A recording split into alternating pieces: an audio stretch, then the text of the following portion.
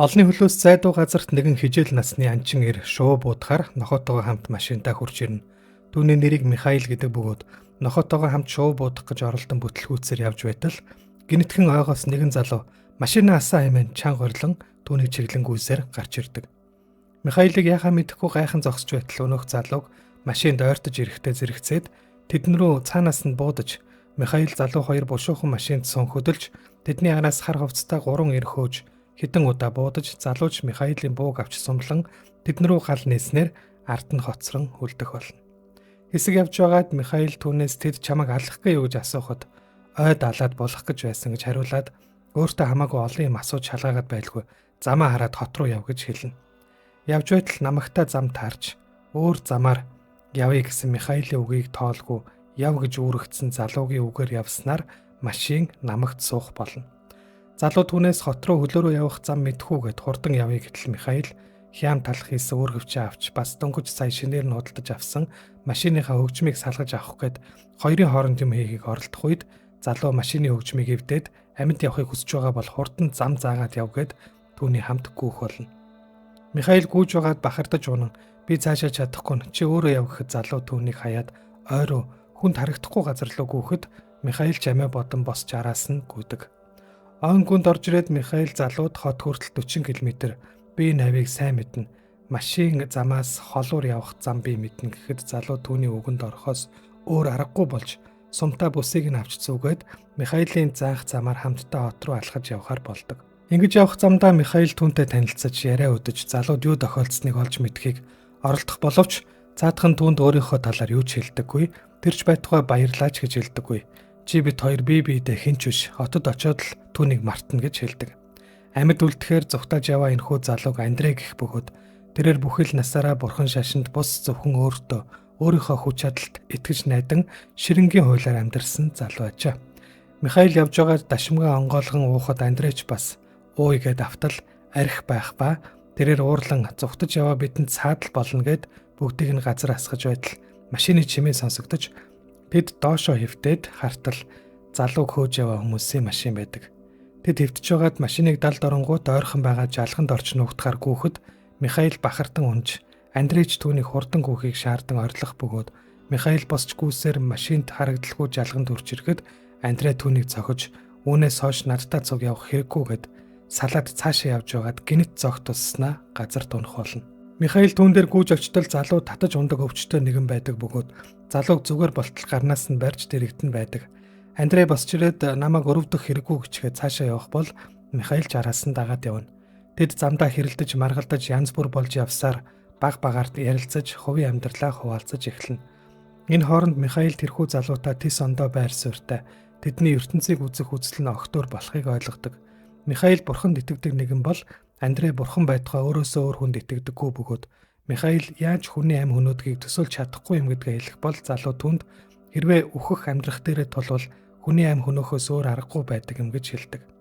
Андрей бас Михаилтай ярилцах бүртээ түүнд Михаил ямар ч хамаагүй хүн болох тухай хэлж шаардлага гарвал түүнийг хайрлахгүй, түүнд тусалж түүнийг хамгаалахгүй гэдгээ ахин дахин хэлдэг.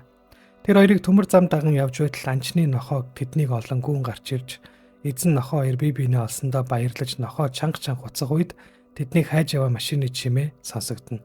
Машины дуу ойртох тусам нохоо улам бүр чанга уцаж Андрей Михаилд нохооныхаа амийг хамих гээд төмөр замын нөгөө талд гүйж гартал тэдний хөөж явсан гарбуутаа нэгэн залуу нөгөө талд нь гарч ирээд Андрейг цаашаа яв гэж буугаараа дохиж байтал цаанаас нь бусд нь гарч ирэх чимээнээр Андрей өөртөө туслахыг оролдсон хөрхий залууг буудаж араас нь гарч ирсэн бусадтай нь байлдаж мафийн залуус түүний араас хөөх гэтэл галт тэрэг тэдэнд саад болно. Урт цуваа бүхий галт тэрэг явж өнгөрөх хооронд Андрей Михаил хоёр зүхтаж амжих бөгөөд Андрей Михаилд нохоогоо алахыг тушаана.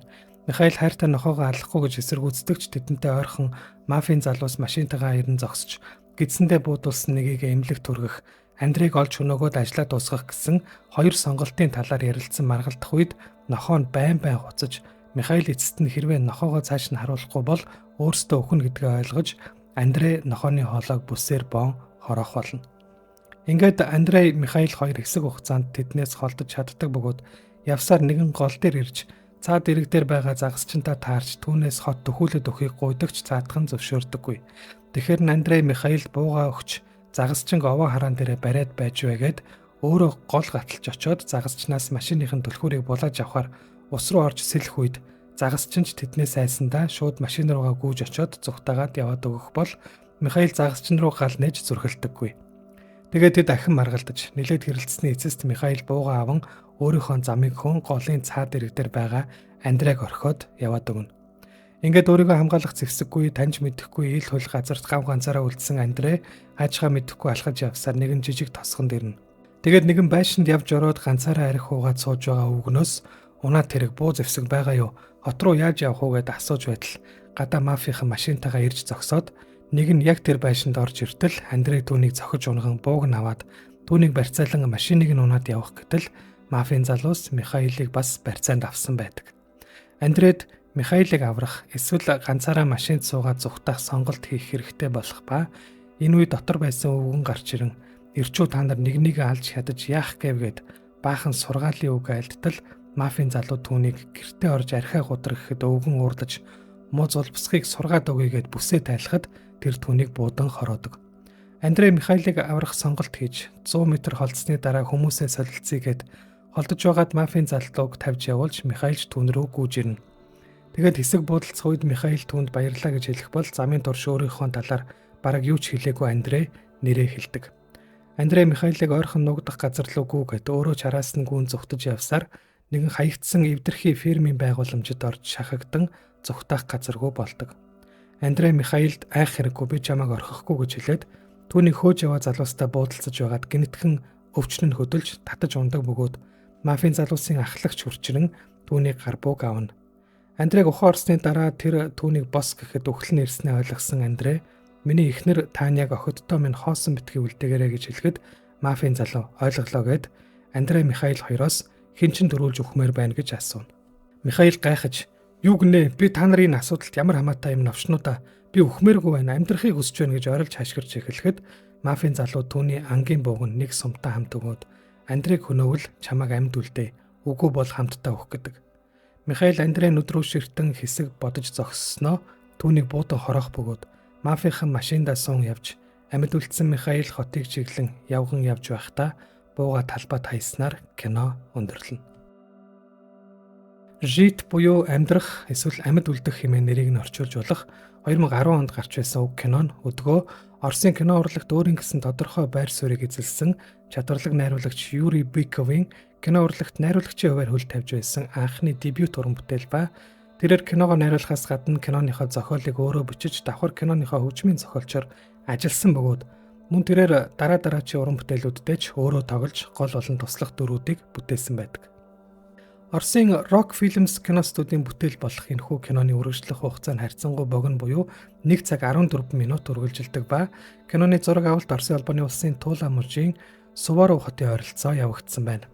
Энэхүү киноно жүжигчин Денис Шведов болон найруулагч Юрий Быков нарын удаан хугацаанд үргэлжилж байгаа уран бүтээлийн хамтралын эхлэл болсон бөгөөд тэд 2026 оны байдлаар телевиз болон дэлгэцийн 5 кино уран бүтээлд хамтран ажиллаад байгаа юм а. Залуу найруулагчийн анхны бүтээл гэхэд уг кинонд чамгүй олон шагнал хүртсэн байдаг. Хүний эрхийн тухай киноны олон улсын Сталкер наадмаас шилдэг дебют кино шагнал, Алтан Феникс кино наадмын шилдэг дебют шагнал, Амурын намар кино наадмын ерөнхий продюсерийн нэрэмжит тусгай шагнал, мөн 13 дахь удаагийн Тайпен олон улсын кино наадмын шүүгчдийн нэрэмжит тусгай шагналыг 300 мянган Тайван долларын мөнгөн шагналын хамт хүртэж байжээ. Найруулагч нэгэн ярилцлагадаа энэхүү киноны үйл явдлыг тайлбарлахаас илүү үзэгчид өөрсдөө дүгнэлт хийгээсэй гэсэн байдаг. Андрейг алчхаад Михаил цаашаа яаж амьдрах вэ гэсэн асуултанд тэрээр хэрвээ баригдаад шоронд орчихгүй бол үргэлжлээд энгийн амьдралаараа амьдрнаа. Болсон бүх зүйлийг удахгүй мартан ажиллаа хийн, ахаад шинэ нохоо аваад гэртээ тайван амгалан амьдрах болно гэж хариулсан байдаг. Ер нь тэгээд энэ амьдрал гэгч зүйлд хийсэн нүглээ намжлах нь чухал биш. Хүн хэр удаан, хэр олон жил амьдрах нь гол нь. Өнгөрсөндөө биш, өнөөдөртөө яг энэ агшинд амьдрах нь илүү чухал. Үнэн гихч үүнд оршдог гэдгийг харуулахыг зорьсон гэж хариулж байжээ. Өнөөдөр та бүхэндээ Оросын найруулагч Юрий Быковын анхны бүрийн хэмжээний уран бүтээл болох Жит хэмээх триллер, экшн, драма төрөл жанрын киноны товчлолыг хүргэлээ. Хэрвээ бидний контент таалагдсан бол манай сувгийн зүгээс кино сонирхогч та бүхэндээ тухайн киног заавал бүрэн ихээр нь олж үзхийг зөвлөдгөө. Ингээд дараагийн бичлэгээр уулзцгаая. Лайк, share, subscribe дарахаа мартаоцай.